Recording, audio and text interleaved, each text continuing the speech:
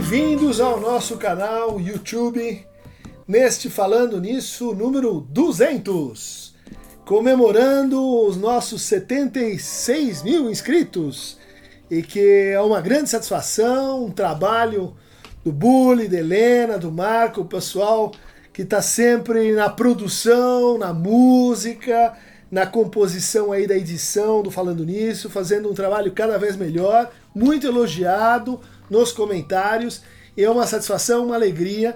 E essa pequena piada, esse xiste que começou aí há quase 2 anos, que vem se desenvolvendo como uma brincadeira muito divertida pra gente aqui, que faz o Falando Nisso. Repetindo, esse é um experimento discursivo, esse é um trabalho não roteirizado, nós somos amadores nessa matéria.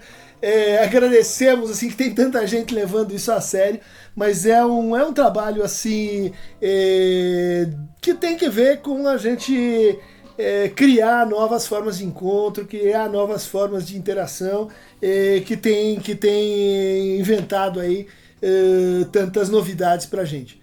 E hoje, comemorando esse momento assim favorável do canal, nós vamos fazer uma continuidade no nosso debate sobre os discursos, sobre a análise de discursos que estão na política brasileira contemporânea. A gente já teve primeira pergunta respondendo ao que seria assim, o discurso do Bolsonaro, depois uma enxurrada de comentários assim, confirmadores de como esse discurso funciona, mas no meio de tudo isso apareceu assim, sistematicamente um pedido meio denúncia: por que você não faz análise do discurso do Lula, do PT, do petismo, esses canalhas que estão aí tanto tempo dominando a política brasileira?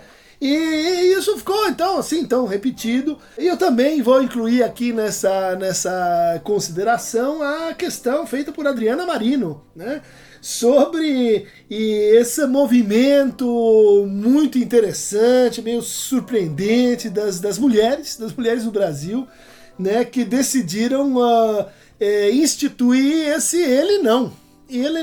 Ele fica suposto quem é ele, e que está tomando o Brasil como uma espécie de consenso entre as mulheres, de que, de fato, esse candidato Bolsonaro, ele representa uma ameaça para as conquistas de cidadania e de inscrição no espaço público que as mulheres tiveram aí nos últimos anos. Mas então, como analisar um discurso tão mais extenso, tão mais intrincado, né, que esse discurso que na questão aparece como uma coisa só, né? Quer dizer, é Lula, é o PT, é Dilma, Haddad, é todo mundo junto nessa miscelânea de vermelhos, né, de esquerdistas, que estariam então prejudicando o Brasil, que seriam o grande mal, que a gente, uma vez assim eliminando isso, tudo vai ficar bom, tudo vai ficar assim harmônico, porque o problema do Brasil são esses canalhas vermelhos, né? Então eu vou tentar me deslocar para o discurso, para entender a gênese desse discurso. Eu que acompanhei assim o PT chegando ao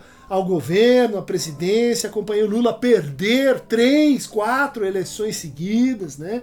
Então a primeira caracterização a ser feita é a do projeto do PT, né? Do Partido dos Trabalhadores, que é um partido fundado a partir de intelectuais, sim, vários deles pertencentes à USP, mas outras universidades brasileiras, e também ligado ao movimento dos operários durante o regime militar e as suas greves, né, que denunciavam a tentativa de colocar um outro regime em pauta. Bom, primeira consideração e esse discurso? Ele é um discurso marxista-leninista? Gente, não é. Vamos deixar isso claro, né? Que o marxismo-leninismo prevê uma coisa chamada revolução, e prevê a desapropriação dos meios e modos de produção, prevê a estatização, algo que de fato não foi realizado e não está na pauta, né, desse partido. Ele não se apresenta assim. Então, seria mais para início de conversa, né, mais rigoroso dizer que o Partido dos Trabalhadores é um partido social-democrata. né? É um partido que está mais assim para a tradição liberal do que para a tradição revolucionária. E de fato, assim ele se comportou quando chegou ao poder, né? Não infringiu as regras constitucionais, não quis fazer uma nova constituição, não quis desapropriar a propriedade privada, não quis estatizar banco. Pelo contrário, né? Isso foi uma das primeiras críticas daqueles que vinham dentro do PT advogando uma posição mais radical, que quando ele chegou ao poder ele não implantou nada disso. Bom, então essa é uma segunda consideração, né? O PT, no fundo, é um agregado de tendências. Há muitas formas, né, de esquerda que compõem esse partido.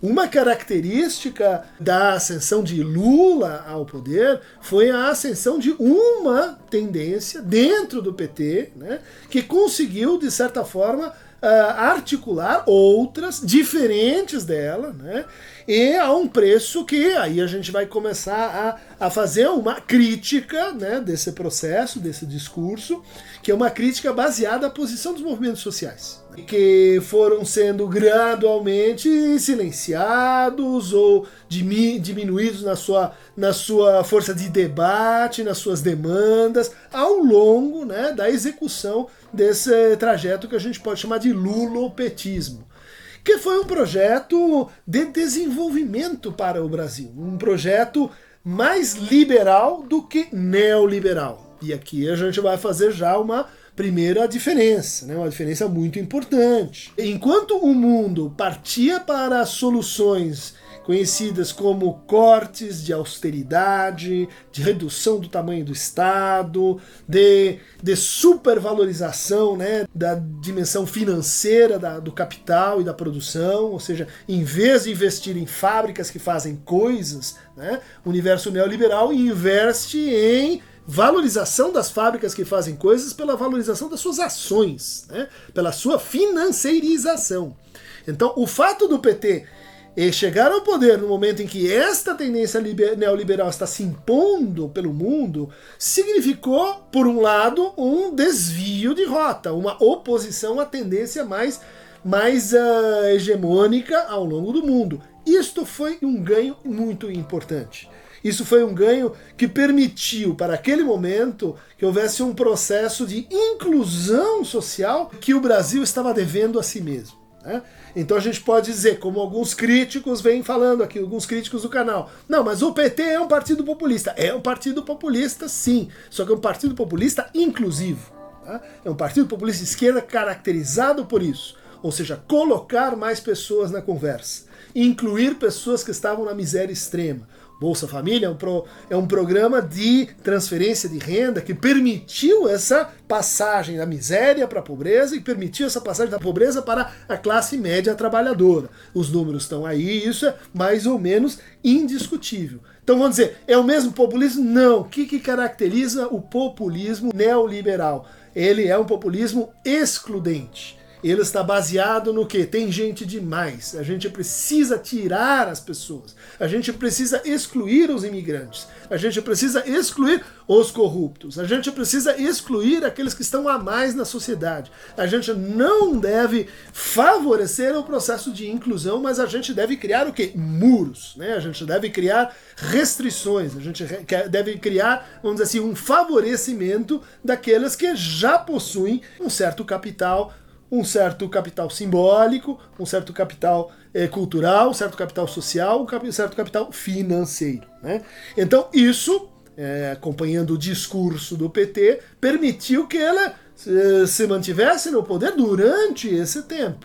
A crise de 2008 foi favorável a esse projeto, né? A crise de 2008 que dilapidou o patrimônio financeiro, né, imobiliário nos Estados Unidos, depois na Europa, ela não nos atingiu. Por que ela não nos atingiu tão diretamente? Porque a nossa preocupação não era neoliberal, mas era liberal, ou seja, institucionalizar, fazer com que o Estado chegasse em lugares, em rincões onde ele nunca esteve, nas favelas, no agreste, naqueles que estavam, vamos dizer assim, excluídos da sua cidadania. Esse é um terceiro ponto muito importante do discurso lulopetista, que é um discurso que tentava então implementar o que se deu na Constituição de 1988, chamada também de Constituição Cidadã. Então isso envolve o que? A transferência de renda, mais um incremento para as universidades, que cresceram muito o número de vagas, a aplicação e implantação do Sistema Único de Saúde, o SUS,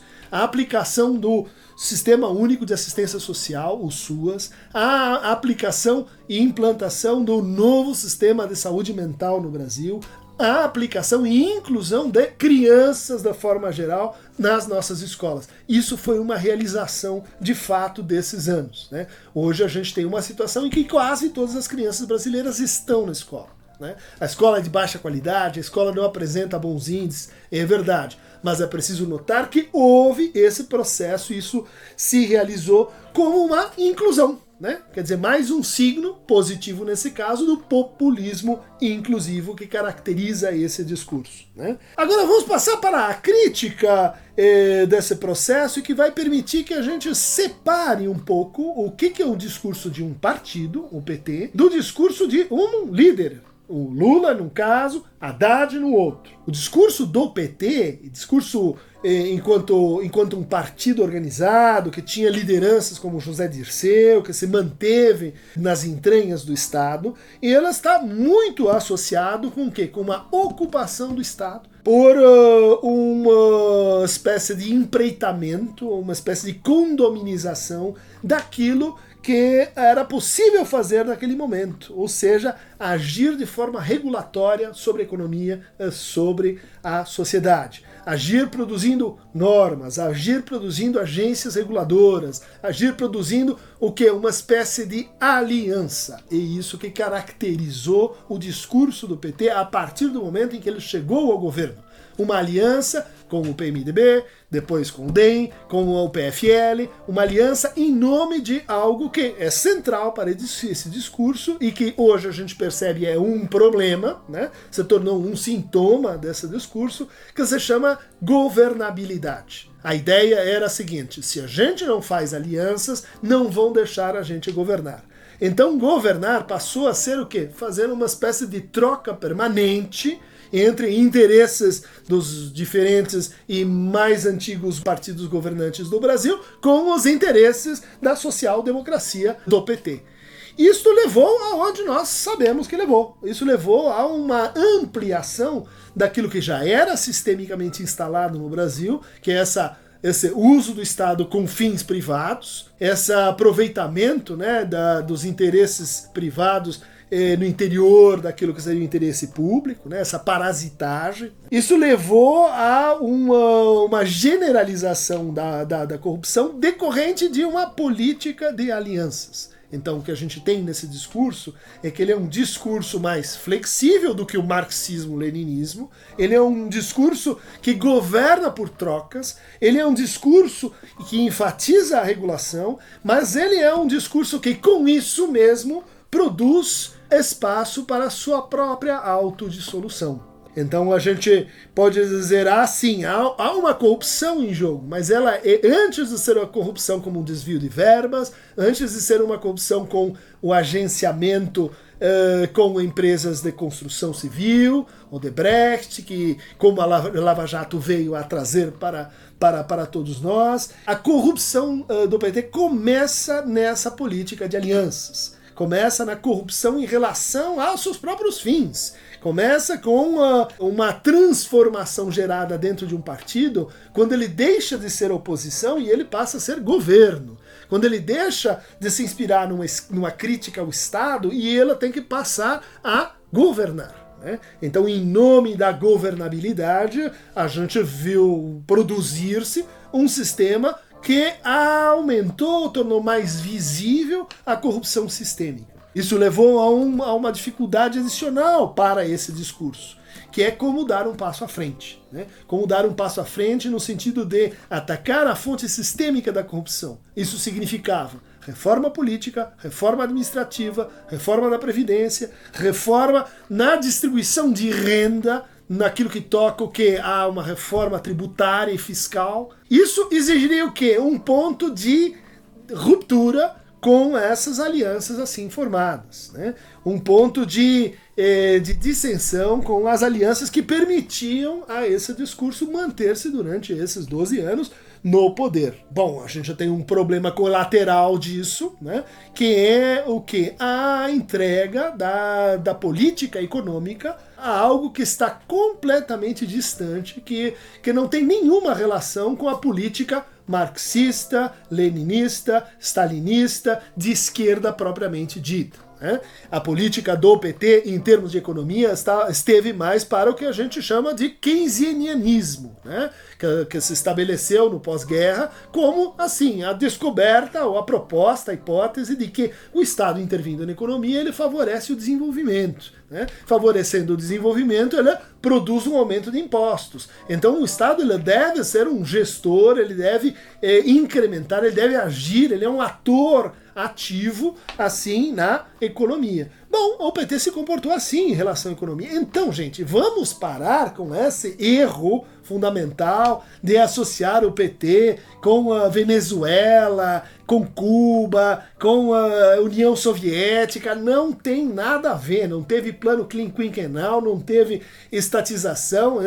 Isso é o quê? É parte de, assim, uma dificuldade de ler a complexidade desse discurso, né, no seu momento histórico, em relação aos efeitos e as exigências que recaíam sobre ele. Bom, um outro aspecto importante do discurso que me foi pedido aqui para analisar é de que haveria, então, assim, uma espécie de hegemonia cultural. O marxismo não é econômico, mas ele é cultural. Ele não tem que ver com Lenin, ele não tem que ver com Trotsky, ele tem que ver com Gramsci, ele tem que ver com Chantal Mouffe, ele tem que ver com Laclau, ele tem que ver com o pós-marxismo, ou seja, uma tendência que aconteceu, que está presente nas universidades, sim, que tem que ver com estudos culturais, que visavam o quê, os estudos culturais? Mostrar, tentar pensar a cultura não só como cultura erudita, mas como cultura popular, como cultura de todos nós. Esse canal, vocês podem dizer, é um herdeiro desse tipo de marxismo cultural, porque ele simplesmente quer fazer, assim, a cultura da universidade dialogar com a cultura das pessoas que nem fazem psicologia, nem estão na universidade e têm os seus problemas cotidianos. Vocês vão dizer que isso é revolução? Pelo amor de São Dimas, é tarde. Vocês vão dizer que isso é manipulação? Também não serve. Né? Vão dizer, como outros, vamos dizer assim, filósofos de ocasião, de que as nossas universidades são antros de petistas vermelhos que estão influenciando os nossos pobres garotos a pensarem de uma forma revolucionária. Isto é falso. Isso é falso porque, entre outras coisas, durante o período do lulopetismo, a gente teve uma profissionalização dos professores universitários, que se tornaram publicadores, que se tornaram, assim, trabalhadores cada vez mais exigidos. E a politização nas universidades, ela diminuiu muito durante esse período, e isso foi um dos efeitos que a gente pode criticar. Gente, estou fazendo a autocrítica. Pode, alô, ligar a lanterna vermelha e trocar para a lanterna verde. Isto é uma autocrítica, né? Quer dizer, o PT, qual foi o problema desse discurso? Ele incentivou pouco a politização. Ele fez o contrário do que ele está sendo criticado aqui. Ele desativou os debates políticos nos diretórios. E ele permitiu, por exemplo, que os movimentos sociais de Altamira, no Pará, fossem lenientes com a implantação da barragem de Belo Monte, que prejudicou tantas pessoas, e que fez Dilma ir lá assinar o decreto que permitia essa atrocidade de acontecer. Tudo isso porque não é excesso de política, é falta de política, é falta de conexão com os movimentos sociais. E isto, vamos dizer assim, é um problema interno a esse discurso que precisa ser revisto e está sendo revisto. Quando se diz que Lula é Haddad, do Lula e Haddad, mas me parece que Lula não é o petismo nesse sentido da crítica que eu estou fazendo aqui. Haddad é justamente alguém que foi o quê? Ministro da Educação, o terceiro ministro a ficar mais tempo no cargo em toda a história do Brasil. Ele tem que ver com esses pontos em que eu estou salientando, né? Inclusão das escolas, escolas mais inclusivas, universidades que se expandiram, crédito, FIES e tudo o mais. Os movimentos sociais, inclusive, elas se derivaram para outros partidos, né? Então a gente vê o Guilherme Boulos, que está ligado ao Movimento Sem Teto. Por que ele não está no PT? Ele é um aliado do PT, mas ele não está no PT. Por quê? Porque há uma problemática relativa aos movimentos sociais interna a esse discurso. Gostaria de finalizar essa autocrítica, né, indicando como é o momento, depois do golpe, depois da instrumentalização dessas dificuldades, né, quer dizer, essas dificuldades que eram internas, elas foram usadas, né, para produzir um grande inimigo, né, para produzir o que o Foucault chama de o grande mal, né, quer dizer, o Brasil, ele está, enfim, do jeito que está, porque essas pessoas estão pensando desse jeito, que não estão, como eu tentei mostrar aqui. Mas 30 meses de governo Temer e a lorota, né, de que, olha, tira Dilma que nada pode ser pior. Não, tira Dilma e a gente faz um ajuste na economia e vai dar tudo certo. Não, tira Dilma que a gente faz algumas reformas e o Brasil vai para frente. Não foi. Não foi, a gente testou essa fórmula. A gente fez uma reforma trabalhista que aumentou o desemprego. Quer dizer, não era só uma coisinha assim de vamos fazer aqui um passe de mágica, mudar os erros que o PT estava fazendo e tudo vai assim nos levar para o Éden. Isso é um problema, porque a gente fica fascinado por essa ideia de que basta tirar pessoas, né? Basta neutralizar a corrupção, como se a corrupção tivesse nesse partido só. Como se a corrupção não fosse um processo sistêmico. Como se não tivesse sido, inclusive, Dilma a ter iniciado a Lava Jato, né, e mantido a Lava Jato durante todo esse tempo. Isso justifica a corrupção? Não justifica. Né? É um partido que lidou mal com isso, é um discurso que lidou mal com essa ideia de que haviam erros equivocados, sistemáticos dentro desse discurso e que elas não conseguiram assim se rever em tempo. Isto, de fato, teve que ver com o golpe, isso, de fato, teve que ver com a ascensão de Temer ao poder, isso, de fato, teve que ver com a ascensão de Bolsonaro nas pesquisas, como, enfim, aquele que vai ser o caçador de marajás, ou melhor dizendo, o caçador de corruptos, né? Mas parece que esse tempo foi importante para o PT, para que se produzisse, sim, uma candidatura que está ciente dessa criticidade. Se vai pô-la em prática, não sabemos.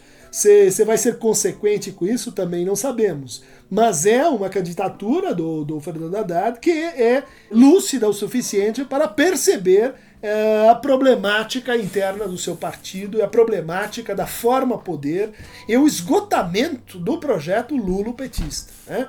Então o que a gente tem aí, por mais que você fale em Lula-Haddad, é um novo projeto. É um projeto que é um pouco incerto, mas que certamente não se pode associar como uma mera continuidade de Dilma, Lula e assim por diante. Esperemos, todos nós aqui no canal, que para receber maiores fragmentos vermelhos, maiores fragmentos ligados ao ele e não, né? Clique aqui no Quero Tá Movebo e vamos para mais 200 episódios. É isso. Gente, então depois dessa, é melhor a gente suspender o canal, fechar tudo, porque vamos ser assim, sentados numa pica de sal e balançados de um lado para o outro pelos vermelhos assassinos. Mas tudo bem, a luta continua. Que tal, Murilo? Vamos perder todos os nossos aliados?